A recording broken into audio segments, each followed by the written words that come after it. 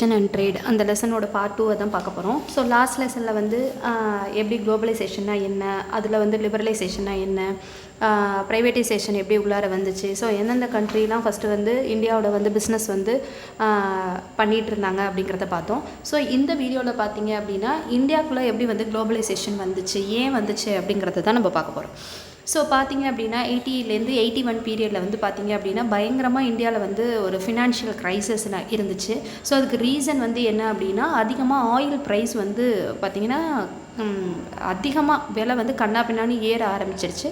ஏன் அந்த oil price வந்து ஏற ஆரம்பிச்சிருச்சு அப்படின்னா கல்ஃப் வார்னால் அந்த வளைகுடா நாடுகள்னு சொல்லுவோம். ஸோ வளைகுடா நாடுகள்னு பார்த்திங்கன்னா இப்போ சவுதி அரேபியா, ஈரான், ஈராக்கு இந்த மாதிரி நாடு தான் வந்து என்னென்னா கல்ஃப் கண்ட்ரீஸ் அப்படின்னு சொல்லுவோம், வளைகுடா நாடுகள் அப்படின்னு சொல்லுவோம். ஸோ மேக்ஸிமம் வந்து பார்த்திங்க அப்படின்னா அந்த நாட்டுக்கிட்டேருந்து தான் நம்ம என்ன வாங்கியிருக்கோம் அப்படின்னா இப்போ ஆயிலெலாம் வாங்கிட்டு இருந்தோம். ஸோ அந்த நாட்டில் வார் வந்ததுனால ஸோ அவங்களால சரியாக ஆயில் சப்ளை பண்ண முடியல. அப்படியே சப்ளை பண்ணாலுமே அதுக்கு வந்து அதிகமான ப்ரைஸை வந்து அவங்க வந்து ஃபிக்ஸ் பண்ணாங்க. ஸோ அப்படி இருக்கிற பட்சத்தில் நம்மளால் என்ன பண்ண முடியல அப்படின்னா ஆயில் வந்து வாங்க முடியல. ஸோ இந்தியாவில் வந்து நமக்கு தெரியும், ஏதாவது ஒரு நாட்டில் வந்து வார் நடந்தாலும் மற்ற நாட்டில் அந்த திங்ஸோட ப்ரைஸ் வந்து பார்த்திங்கன்னா வந்து அதிகமாகிட்டே இருக்கும். இப்போ ஃபார் எக்ஸாம்பிள் ரஷ்யாவுக்கும் இப்போ ஈரானுக்கும் வந்து இதுக்கும் சண்டை நடந்தது இல்லையா. அப்போ சண்டை நடக்கும் போது என்ன அப்படின்னா ப்ரைஸ் வந்து அதிகமாகிட்டே இருந்துச்சு. அதாவது கோல்டோட ப்ரைஸ் எல்லாமே வந்து என்ன அப்படின்னா அதிகமாகிட்டே இருந்துச்சு. ஸோ எந்த வார் வந்தாலும் கண்டிப்பாக அதோட ரெஃப்ளெக்ஷன் வந்து என்ன இருக்கும் அப்படின்னா மற்ற கண்ட்ரீஸில் கண்டிப்பாக அது வந்து இருக்கும், ப்ரைஸ் வந்து அதிகமாகும், திங்ஸோட ப்ரைஸ் வந்து அதிகமாகும்.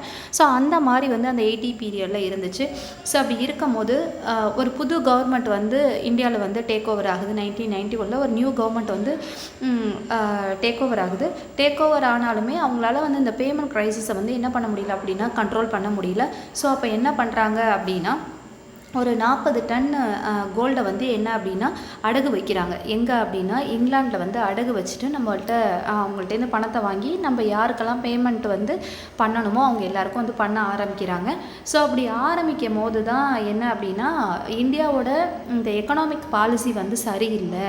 ஸோ நம்மளோட பாலிசியை வந்து சேஞ்ச் பண்ணணும் அப்படிங்கிறதுக்காக தான் இந்த கான்செப்டே இந்தியாவுக்குள்ளே வருது. நம்ம ஆல்ரெடி ஃபஸ்ட்டே பார்த்தோம் இல்லையா, லிபரலைசேஷன், ப்ரைவேட்டைசேஷன். ஸோ நிறைய ரூல்ஸ் இருக்குது, அதனால் யாரும் வந்து பிஸ்னஸ் பண்ண மாட்டாங்க. அப்படி பிஸ்னஸ் பண்ணாதனால இந்தியாவோட இன்கம் வந்து கம்மியாயிட்டு வருது. ஸோ நம்ம பிஸ்னஸில் உள்ள ரூல்ஸ் அண்ட் ரெகுலேஷன்லாம் வந்து என்ன பண்ணணும் அப்படின்னா கம்மி பண்ணணும் அப்படிங்கிற ஒரு கான்செப்டை இந்தியாவுக்குள்ளே எடுத்துகிட்டு வராங்க.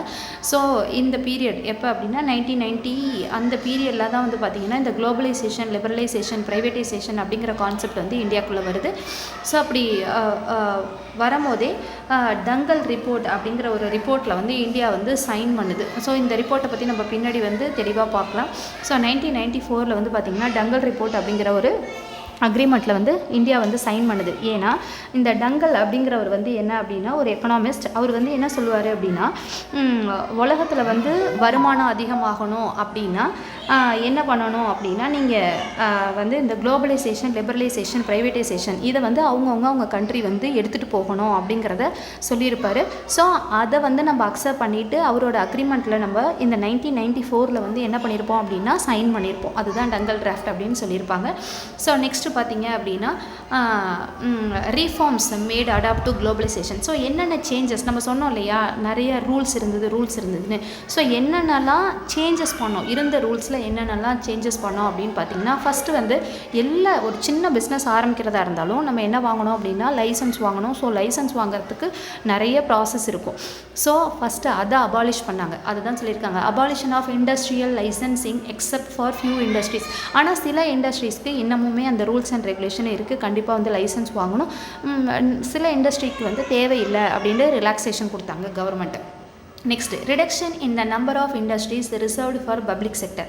நான் ஃபஸ்ட்டே சொல்லியிருக்கேன், முன்னாடி எந்த இண்டஸ்ட்ரியாக இருந்தாலும் சரி எல்லாமே அண்டர் த கண்ட்ரோல் ஆஃப் கவர்மெண்ட்டோட கண்ட்ரோலில் தான் இருக்கும். அதுதான் இங்கே பப்ளிக் அப்படின்னு சொல்லியிருக்காங்க. ஸோ கவர்மெண்ட்டோட கண்ட்ரோலில் இருக்கிற இண்டஸ்ட்ரியோட நம்பர்ஸை வந்து ரெடியூஸ் பண்ணாங்க. ப்ரைவேட் செக்டாரை இன்வைட் பண்ணி ப்ரைவேட் ஓனர்கிட்ட கொடுக்க ஆரம்பித்தாங்க. ஸோ அப்போ நம்ம ஒரு இண்டஸ்ட்ரியை ப்ரைவேட் ஓனர்ஸ்கிட்ட கொடுக்கணுன்னா அப்போ அவங்க என்ன பண்ணுவாங்க, ப்ராஃபிட்டை இன்க்ரீஸ் பண்ணணும் அப்படின்ற இதில் வந்து ஒர்க் பண்ண ஆரம்பிப்பாங்க. ஸோ அப்போ அவரோட ப்ராஃபிட் அதிகமாச்சு அப்படின்னா ஆப்வியஸ்லி நம்ம கண்ட்ரியோட எக்கனாமிக்கல் கண்டிஷன் வந்து என்ன ஆகும், இன்க்ரீஸ் ஆகும். ஸோ என்ன பண்ணாங்க அப்படின்னா கம்பெனிஸை வந்து ப்ரைவேட் செக்டார்கிட்ட டிவைட் பண்ணி கொடுக்க ஆரம்பித்தாங்க. நெக்ஸ்ட் வந்து என்ன அப்படின்னா இப்போ நம்ம நாட்டிலேருந்து ஒரு பொருளை வந்து இம்போர்ட் பண்ணுறோம், எக்ஸ்போர்ட் பண்ணுறோம் அப்படின்னா அந்த எக்ஸ்போர்ட் பண்ணுற ப்ரைஸோட அந்த திங்ஸோட ப்ரைஸை வந்து ஃபிக்ஸ் பண்ணாங்க. அதை தான் சொல்லியிருக்காங்க பாருங்கள், fixation of realistic exchange rate of rupee to exchange exports of Indian goods. அதாவது ஒரு இங்கே நாட்டிலேருந்து இப்போ ரைஸை வந்து நம்ம எக்ஸ்போர்ட் பண்ணுறோம் ஒரு ஃபாரின் கண்ட்ரிக்குன்னா அவன் சொல்கிற விலைக்கு கிடையாது. நம்ம என்ன பண்ணோம், அந்த பொருளோட மதிப்பை வந்து நம்ம என்ன பண்ணோம், நம்மளோட இந்தியன் ருப்பியில் வந்து என்ன பண்ணோம் அப்படின்னா ஃபிக்ஸ் பண்ண ஆரம்பித்தோம். ஸோ அடுத்தது பார்த்தீங்க அப்படின்னா foreign private sector making rupee convertible trade on current account by reducing import duties. இப்போ ரொம்ப சிம்பிள் என்ன அப்படின்னா இங்கேருந்து நம்ம ஒரு பொருளை இம்போர்ட் பண்ணுறோம். நான் ஒரு ப்ரைவேட் பர்சன், நான் ஒரு அதாவது ப்ரைவேட்டாக ஒரு இண்டஸ்ட்ரி வச்சுருக்கேன். நான் இங்கேருந்து என்ன பண்ணுறேன் அப்படின்னா என்னோடய பொருளை நான் வந்து ஒரு கண்ட்ரிக்கு அனுப்பணும், ஒரு ஃபாரின் கண்ட்ரிக்கு நான் ஒரு ஃப்ரான்ஸுக்கே அனுப்பணும் அப்படின்னா நான் உள்ளார நம்மளோட இந்தியன் கவர்மெண்ட்டுக்கு நான் என்ன பே பண்ணணும் அப்படின்னா இம்போர்ட் டியூட்டி அப்படிங்கிறத நான் இம்போர்ட் ஏற்றுமதி பண்ணுறேன். நான் இந்தியாவுக்கு வந்து என்னென்னா இம்போர்ட் டியூட்டி அப்படிங்கிறத ஒரு அமௌண்ட்டை நான் ஒரு ஹியூஜ் அமௌண்ட்டை இந்தியாவுக்கு பே பண்ணணும், இந்தியன் கவர்மெண்ட்டுக்கு பே பண்ணிவிட்டு என்னோடய பொருளை நான் வந்து என்ன பண்ண ஆரம்பித்தேன் அப்படின்னா ஏற்றுமதி பண்ண ஆரம்பித்தேன், இம்போர்ட் பண்ண ஆரம்பித்தேன். ஸோ அப்படி ஆகும்போது ஒவ்வொருத்தரும் வந்து என்ன ஆக ஆரம்பித்தாங்கன்னா நிறைய பணம் வந்து கவர்மெண்ட்டுக்கு வந்து டேக்ஸாக பே பண்ணாங்க. அதனால் நிறைய பேர் வந்து பிஸ்னஸ்லேருந்து பின்வாங்க ஆரம்பித்தாங்க. நம்ம என்ன இப்படி சம்பாதிக்கிற பணம்லாம் பாதி வந்து டேக்ஸ் கட்டியே வீணாக போயிட போது, நம்ம ஏன் பிஸ்னஸ் பண்ணுறோம் அப்படிங்கிற ஒரு கான்செப்ட் வந்து எல்லாருக்கும் வர ஆரம்பிச்சிது.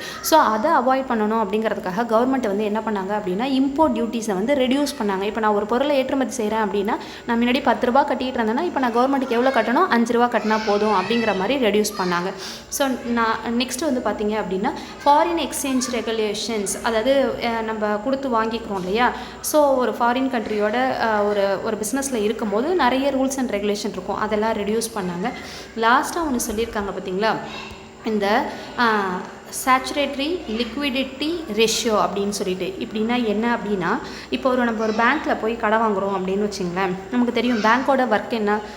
இப்போ நான் என்கிட்ட லோனை கொடுக்கும், நான் போய் லோன் கேட்டேன் அப்படின்னா என்கிட்ட வேல்யூபிள் திங்ஸ் ஏதாவது வாங்கி வச்சுட்டு எனக்கு வந்து பேங்க் வந்து என்ன கொடுக்கும் அப்படின்னா லோன் கொடுக்கும். அப்படி லோன் கொடுக்கும்போது நான் என்ன பண்ணணும், வட்டியும் கட்டணும், ரைட்டா.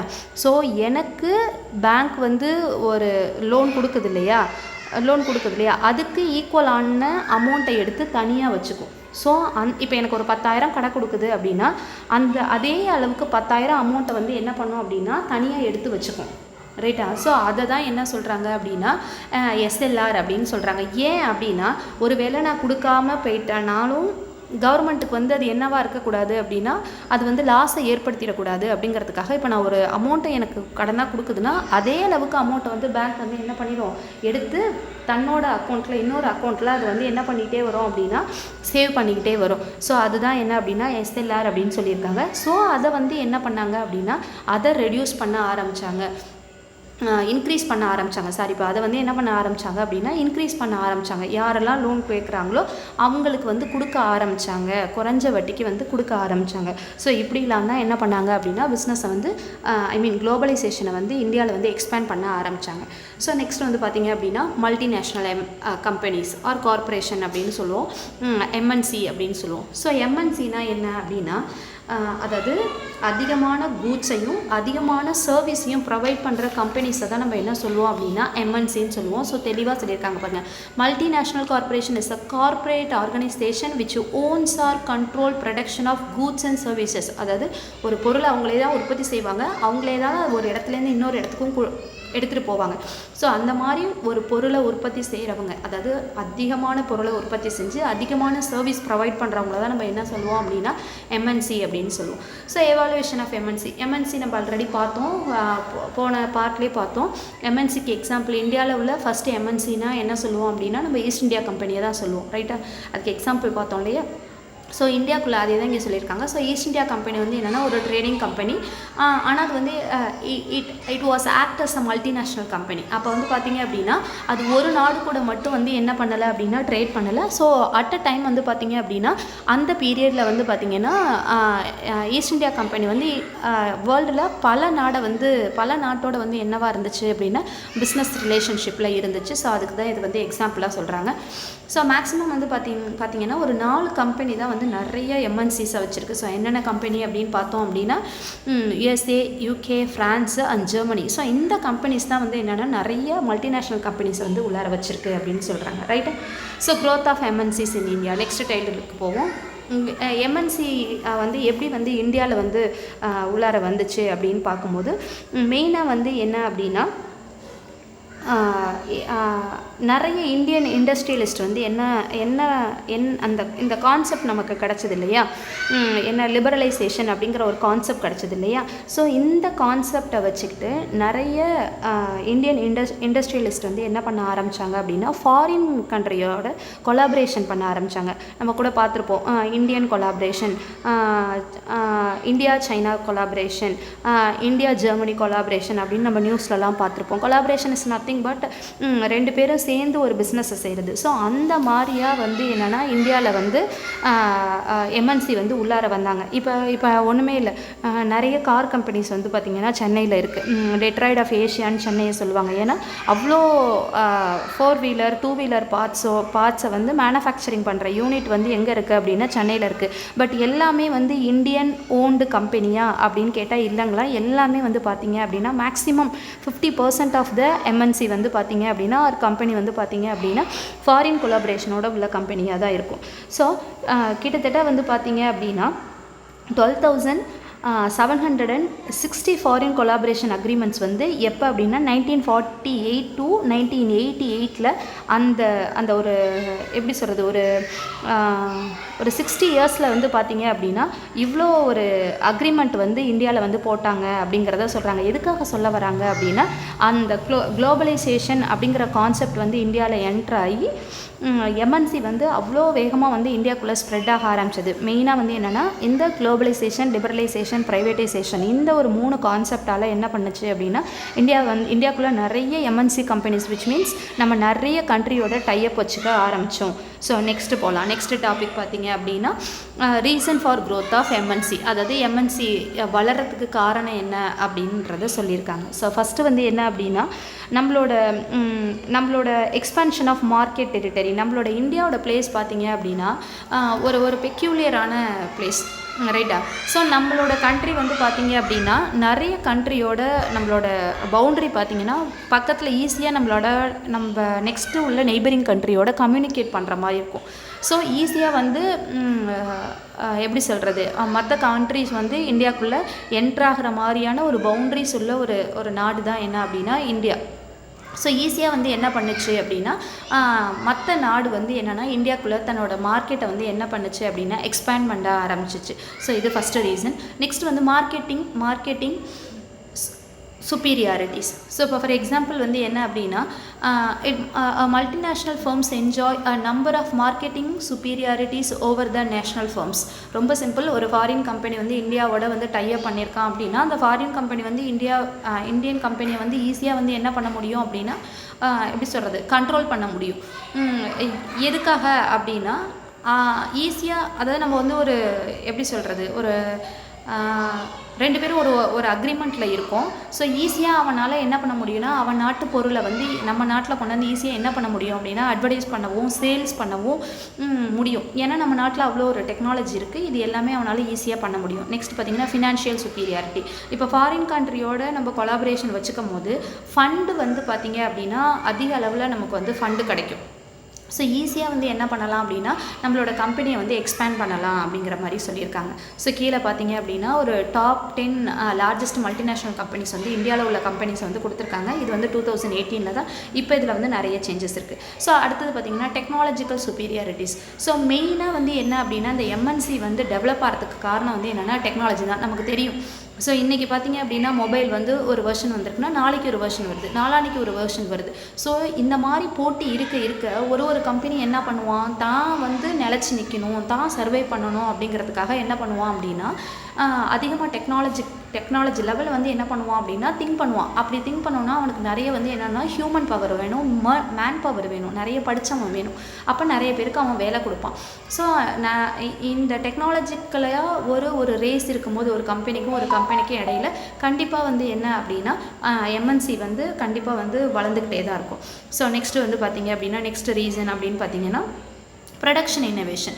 அதாவது இப்போ நான் ஒரு ப்ராடக்ட் வந்து ப்ரொடக்ட் பண்ணுறேன், அந்த சேம் ப்ராடக்ட்டை வந்து இன்னொரு கம்பெனி வந்து ப்ரொடியூஸ் பண்ணுது அப்படின்னா என்னோடய ப்ராடக்ட்டில் நான் என்ன இன்னோவேஷன் புதுசாக நான் என்ன காமிச்சிருக்கேன் அப்படிங்கிறத அந்த மாதிரியான ஒரு ரேஸ் இருக்கும். இப்போ பார்த்தீங்கன்னா நான் ஒரு டிவி வந்து ப்ரொடியூஸ் பண்ணுறேன் அப்படின்னா அந்த டிவியில் என்னென்ன எப்படி சொல்கிறது, என்னென்ன அட்வான்ஸ்டு திங்ஸ்லாம் இருக்குது அப்படிங்கிறத நான் வந்து ஆட் கொடுப்பேன். அவன் என்ன பண்ணுவான், அடுத்த டிவி அவன் ப்ரொடியூஸ் பண்ணும்போது அவன் என்ன பண்ணுவான் அப்படின்னா இதை விட அட்வான்ஸ்டாக என்ன ப்ரொடியூஸ் பண்ணலாம் அப்படிங்கிறது திங்க் பண்ணுவான். ஸோ இதெல்லாம் தான் ரீசன் என்ன அப்படின்னா இந்த எம்என்சி வந்து எக்ஸ்பேண்ட் ஆகிறதுக்கு, இந்தியாவில் வந்து எக்ஸ்பேண்ட் ஆகிறதுக்கு. ஸோ அடுத்தது பார்த்திங்கன்னா ஒரு 5 mark important 5 mark question, advantages of MNC and disadvantages of MNC. இது ரொம்ப ரொம்ப ரொம்ப ரொம்ப ரொம்ப இம்பார்ட்டண்டான ஃபஸ்ட்டு 5 மார்க் கொஷின், உங்களுக்கு ரொம்ப ஈஸியாகவும் இருக்கும். ஸோ ஃபஸ்ட்டு அட்வான்டேஜஸை பார்க்கணும். So producing same quality of goods and lower cost and without transaction cost. இப்போ நிறைய கம்பெனிஸ் இருக்குது, நிறையா வந்து மல்டிநேஷ்னல் கம்பெனிஸ் இருக்குது. ஸோ அப்போ அவன் என்ன பண்ணுவான், தான் கம்பெனி பேரை நிலச்சி நிற்கணுங்கிறதுக்காக ஒவ்வொரு கம்பெனியும் என்ன பண்ணுவான் அப்படின்னா நல்ல குவாலிட்டியான கூட்ஸை வந்து ப்ரொடியூஸ் பண்ணுவான். காஸ்ட்டும் வந்து பார்த்திங்கன்னா அப்படியே லோ லெவல்லே இருக்கும். இது ஒரு அட்வான்டேஜ். அடுத்தது வந்து பார்த்திங்க அப்படின்னா MNC reduces price and increase the purchasing power of consumers worldwide. ஆமாம், ஸோ இப்போ பர்ச்சேசிங் பவர் ஆஃப் கன்சியூமர் அப்படின்னா இப்போ நம்ம போன பாயிண்டில் பார்த்தோம், குவாலிட்டியான ப்ராடக்டை அவன் என்ன பண்ணுறான், லோ காஸ்ட்டுக்கு கொடுக்குறான். அப்போ என்ன ஆகும், நம்ம வந்து பர்ச்சேசிங் பவர், அதாவது இந்தியாவில் வந்து குவாலிட்டியான ப்ராடக்ட் கிடைக்குது, லோ ப்ரைஸில் கிடைக்குது அப்படிங்கிறப்ப இப்போ கன்சியூமர்ஸ் என்ன பண்ணுவாங்க, அந்த பொருளை வந்து வாங்க ஆரம்பிப்பாங்க. அதுதான் இது. ஸோ பர்ச்சேசிங், அதாவது அந்த எம்என்சி வந்து என்ன பண்ணுது அப்படின்னா இன்க்ரீஸ் பண்ணுது, பர்ச்சேசிங் பவரை வந்து என்ன பண்ணுதுன்னா இன்க்ரீஸ் பண்ணுது அப்படின்னு சொல்லியிருக்காங்க. The third one, the MNC is able to take advantage of tax variation. ஆமாம், ஸோ இப்போ வந்து பார்த்தீங்க அப்படின்னா ஒரு எம்என்சி இருக்குது அப்படின்னா அவங்களோட அந்த ப்ரொடக்ஷனுக்கு தகுந்த மாதிரி என்ன இருக்குன்னா அவன் வந்து டேக்ஸ் கட்டுவான். அவனோட அவன் எவ்வளோ ப்ராஃபிட் வந்து சம்பாதிக்கிறானோ அந்த அளவுக்கு வந்து என்ன பண்ணுவான்னா அவன் டேக்ஸ் பே பண்ணுவான். அதுதான் அது சொல்லியிருக்காங்க. நெக்ஸ்ட்டு வந்து பார்த்திங்கன்னா spurring jobs growth in the local economics. நமக்கு தெரியும், நம்ம முன்னாடியே நான் பார்த்தேன் இல்லையா, சொன்னேன் இல்லையா, ஒரு எம்என்சி இருக்கான் அப்படின்னா அவன் வந்து டெக்னாலஜிக்கலாக சப்போர்ட்டிவாக இருக்கணும், இன்னொரு கம்பெனியோட போட்டி போடுற அளவுக்கு திறமை இருக்கணும்னா அங்கே உள்ளார வந்து நல்ல மேன் பவர் இருக்கணும். அப்படிங்கிறப்ப அவன் நிறைய ஒரு இன்னோவேட்டிவான ஒரு கான்செப்ட் உள்ள ஹியூமனை வந்து என்ன பண்ணுவான் அப்படின்னா அவன் வேலைக்கு எடுக்கணும் அப்படிங்கிற கான்செப்டில் நிறைய ஜாப் ஆப்பர்ச்சுனிட்டியை வந்து க்ரியேட் பண்ணுவான். இதெல்லாம் தான் எம்என்சியோட அட்வான்டேஜ். டிஸ்அட்வான்டேஜ் அப்படின்னு பார்த்தோம் அப்படின்னா there are a way for the corporation to develop the monopoly for certain products. ஒன்றும் கிடையாது. இப்போ ரொம்ப சிம்பிள், மோனோபோலினா ஒரு சோல் ரைட் அப்படிங்கிறது தான் மோனோபோலி அப்படின்னு சொல்கிறோம். இப்போ ஒரு ஆட்டா ப்ராடக்டே எடுத்துப்போமே, மேக்ஸிமம் ஆட்டா கோதுமை மாவு அப்படின்னா எல்லாருமே டக்குன்னு நமக்கு என்ன ஞாபகம் வரும்னா ஆஷிர்வாத். இது வந்து ஒரு ப்ராடக்ட், நம்ம அவன் ஆட் போட்டோ இல்லை குவாலிட்டியான ப்ராடக்டை கொடுத்தோ அவன் ரிஜிஸ்டர் பண்ணிட்டான். ஸோ ஆட்டானா இதுதான் அப்படிங்கிற மாதிரி. ஸோ அப்போ மற்ற ப்ராடக்ட்லாம் வந்து கம்மியாக தான் சேல் ஆகுது. அதே மாதிரி தான் ஒரு எம்என்சி ஒரு ப்ராடக்ட் வந்து ஒரு நல்ல குவாலிட்டியாக அதுதான் குட் அப்படிங்கிற மாதிரி அதாவது ஹியூமன் மத்தியில் வந்து அவன் பதிய வச்சுட்டான் அப்படின்னா அந்த ப்ராடக்ட் தான் போகும். மற்ற கம்பெனி ப்ராடக்ட் போட்டாலுமே அவனுக்கு கம்மியாக தான் என்ன ஆகும்னா சேல் ஆகும். இது ஒரு டிஸ்அட்வான்டேஜ். செகண்ட் பார்த்தீங்க அப்படின்னா they are also detrimental effect on the environment. இன்னொன்று வந்து என்ன அப்படின்னா இப்போ ஒரு ப்ராடக்ட் நடக்குது, நமக்கு தெரியும், ஒரு சாரியே ஒரு மல்டிநேஷ்னல் கம்பெனி இருக்குது, ஒரு இண்டஸ்ட்ரி இருக்குது, ஒரு காட்டன் டெக்ஸ்டைல் இண்டஸ்ட்ரி இருக்குது அப்படின்னா அவனோட ஃபுல்லாக எய்ம்லாம் எதில் இருக்கும் அப்படின்னா ஒரு ட்ரெஸ்ஸை வந்து மேக் பண்ணணும், அதில் தான் இருக்கும். என்விரான்மெண்ட் எப்படி போனால் என்ன, ஏன்னா நம்ம நிறைய நியூஸ் பார்த்துருக்கோம் இல்லையா, அந்த சாயம்லாம் அந்த டிப் பண்ணுறாங்க இல்லையா, எல்லாமே சிந்தட்டிக் கலர்ஸ் தான். நம்ம ஒரு ட்ரெஸ்ஸோட கலரு வந்து போடுறது சிந்தட்டிக் கலர்ஸ் தான் போடுறாங்க இல்லையா. ஸோ அந்த சிந்தட்டிக் கலரோட அந்த வேஸ்ட் எல்லாம் அப்படி அப்படியே ஆசிட்டிஸ் அவங்க என்ன பண்ணுவாங்க அப்படின்னா குளத்துல விடுறதோ ஆற்றுல விடுறதோ அந்த மாதிரி பண்ணுவாங்க. ஸோ என்விரான்மெண்ட் பற்றி எதுவுமே திங்க் பண்ண மாட்டாங்க. ஸோ நெக்ஸ்ட்டு வந்து பார்த்திங்க அப்படின்னா the introduction of MNC to a host country's economy may also lead the downfall of smaller and local business. ஆமாம், ஒரு இந்தியாவுக்குள்ளே ஒரு எம்என்சி வருது அப்படின்னா, இப்போ ஒரு கார் ப்ராடக்டே வருது இந்தியாவுக்குள்ளே அப்படின்னா, இந்தியாவில் லோக்கலாக சில கார்ஸ் வந்து என்ன பண்ணிகிட்ருப்பாங்க அப்படின்னா இங்கே ப்ரொடியூஸ் பண்ணிகிட்ருப்பாங்க. அப்போ ஒரு மல்டிநேஷ்னல் கம்பெனி உள்ளார வரும்போது கண்டிப்பாக இந்தியாவில் இங்கே உள்ள சின்ன கம்பெனிஸ்லாம் என்ன ஆகும் அப்படின்னா சஃபர் ஆகும். லாஸ்ட் பார்த்திங்க அப்படின்னா MNC breach ethical standards accusing them of evading ethical laws and leveraging their business agenda with capital. அதாவது இப்போ ஒரு எம்என்சி இருக்குது அப்படின்னா அவன் வந்து எல்லா ரூல்ஸ் அண்ட் ரெகுலேஷனும் ப்ராப்பராக ஃபாலோ பண்ணுவானா அப்படின்னு பார்த்தீங்கன்னா இல்லைன்னு தான் சொல்லலாம். ஏன்னா அவனோட எம்என்சியோட ஒரு மெயின் எய்மாக என்னவாக இருக்கும் அப்படின்னா ப்ராஃபிட் தான். ஸோ அப்படிங்கிறப்ப ஒரு பிஸ்னஸ் பண்ணுறதோட ரூல்ஸ் அண்ட் ரெகுலேஷன்லாம் அவன் என்ன பண்ண மாட்டான் அப்படின்னா ஃபாலோ பண்ண மாட்டான். ஸோ இதெல்லாம் தான் டிஸ்அட்வான்டேஜ்.